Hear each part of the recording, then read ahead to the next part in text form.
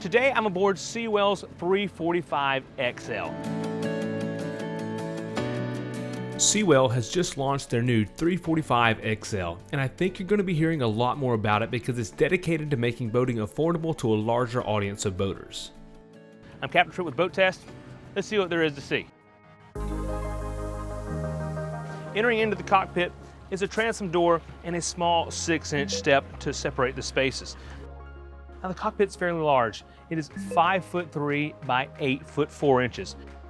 The bench along the back, this is 6 foot in overall length. The padding is generous, making this a comfortable seat with the back being at a good height. And 8 rod holders along the back of the transom bench. Also have a cup holder, and just below me are the main switches for the batteries. And underneath, there's a bait well and storage.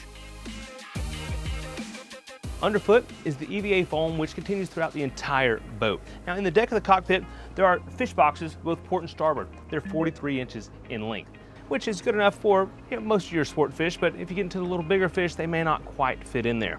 There's also a mechanical access for your batteries and things, and there's a table that can be set up on twin pedestals here in the cockpit for dining. You can see these gunnels are fairly wide, and they have trays. Now these would be fantastic. Maybe you're fishing, good spot for pliers, maybe some lures, or if you're just hanging around the sandbar, drinks and things could be set up here. And that brings us to this side entry dive door. Fantastic thing to have. And there's a swim ladder that is tucked away that when this is open, it can be secured into position. Now we have bolsters here. Maybe you're fighting that big fish, bringing it in, and also a freshwater washdown hose. Just abaft of the helm seats is a workstation. Underneath is a sink and a compartment with drains that can be used for a cooler or storage. Underneath that, you have 3 compartments for additional storage. Overhead on the T-top is LED lighting, 2 Fusion speakers, and space on the back where you can have a retractable awning installed. There's also 6 rod holders, both port and starboard. As I come up to the helm, I notice there's dedicated storage both port and starboard for a fire extinguisher. Your diesel fuel for the generator is just forward of the operator's seat, and both of these seats are bolstered. There's 2 cup holders in between and an additional cup holder up on the console. There's a large windscreen, which doesn't have any partitions in it to kind of give you better visibility. I have a compass centerline, 2 12-inch Simrad MFDs, my mercury gauges, my controls. The steering wheel is mounted centerline and it's on a tilt base. I have controls for the live well, Fusion audio, my Simrad VHF, push button switches, controls for the Bennett trim tabs, as well as the bow thruster controls. And the boat is also equipped with a joystick to make that slow speed, tight quarters maneuverability a little easier. Underneath is a small glove box with USB for charging devices, and then a teak footrest for added comfort. I do want to mention that there are 2 8-inch steps as you move forward, and the walkway alongside the console is about 16 inches wide throughout. We see the unique feature of those side trays more at the bow, and there's quite a bit of them. So this would be a great space whether you're dining or fishing, just for small items. And the sun pad up here is 6'7" in length and about 4'1" at its widest, and then tapers down. And there's a center cushion in the sun pad that can be removed for access to a hatch into the cabin. There's 2 more speaker pods up at the bow to bring the party a little farther forward, and a bench seat with storage underneath. Now all the way forward, there are 2 pop-up cleats and an anchor locker with 2 switches on the bow. Let's go have a look underneath and see the cabin. Alongside the helm is the companionway access to the cabin. It's a hot day outside, but it's very cool in here and comfortable. The V-berth is 5'9" in width at its widest and 6'6" in length. Overhead space here is 46 inches, and you also have that hatch above for some fresh air. Now along the sides, there's small cubbies for accessories, and then we have switching and dual USBs for charging. There is some counter space down here with 2 doors with storage underneath. There is a mid-berth under the helm, and it's 6 foot 2 inches in length, 30 inches wide, and the overhead clearance is about 22 inches. Just forward of that, there's a wet head. Headroom is about 6'4", and there's a toilet, sink, and counter space with 2 storage cabinets underneath. And there's a shower fixture along with a bidet style fixture as well for the shower. Also, some LED lighting and an opening port for ventilation. And one thing I would like to see in here is there's no AC vent.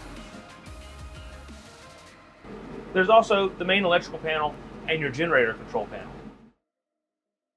At the transom, the twin Mercury 300s certainly steal the show, but there's a few other features back here, like my telescopic 4-step stainless steel ladder, 9-inch pop-up cleats, and fuel and freshwater fills along the back. Now there's also the small swim platform back here on each side with some access across the back. It does look a little narrow, might be a little hard to traverse it, but if you need to get over there, you can. Our test boat has a length overall of 34 foot 5 inches, a beam of 11 foot 2 inches, and drafts 2 feet. Our test weight was estimated at 10,300 pounds with 50% of the 250-gallon fuel capacity on board and 2 passengers. The boat was powered by twin 300 Mercury Verados where the top speed was at 5,600 RPM where the boat went 49.5 miles an hour. Best cruise was at 4,000 RPM where we recorded 33.1 miles an hour, getting 1.4 miles per gallon. On our whole shot tests, the boat reached 10 miles an hour in 3 seconds, 20 miles an hour in 5.8, and 0 to 30 was 8.7 seconds. We do have a little bit of breeze out here, but fortunately not a lot of chop. Although it is rough outside where we were earlier, and the boat still handled very well. Now we come up on plane, the boat's running nice and smooth and flat. I will adjust my trim tab just a little bit, get her a little more flat.